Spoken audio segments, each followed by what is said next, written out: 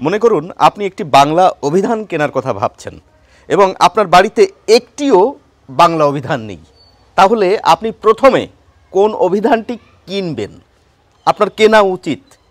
এই প্রশ্নটি যদি আমাকে করেন তাহলে আমি আপনাকে বলবো যে আপনি সংসদ বাংলা অভিধান, এই যে সাহিত্য সংসদের এই যে অভিধানটি, এটি আগে কিনুন।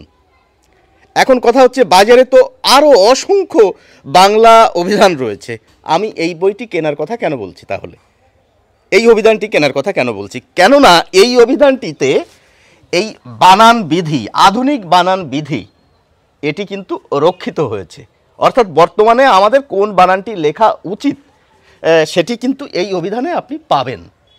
এবং সঙ্গে সঙ্গে যে সমস্ত বৈশিষ্ট্যগুলি থাকে, শব্দার্থ, প্রতিশব্দ, বিপরীত শব্দ, লিঙ্গান্তর, শব্দের উৎস, ব্যুৎপত্তি, পদ, উচ্চারণটি পাবেন না, শব্দের ব্যবহার, সমাস এবং অনেক সময় কি থাকে এক কথায় প্রকাশ, এগুলি প্রত্যেকটি জিনিসই পাবেন। তবে বাজারে যে সমস্ত অভিধানগুলি রয়েছে প্রত্যেকেরই কিন্তু আলাদা মূল্য রয়েছে, সেগুলি আলাদা আলাদা উদ্দেশ্যকে সামনে রেখে তৈরি।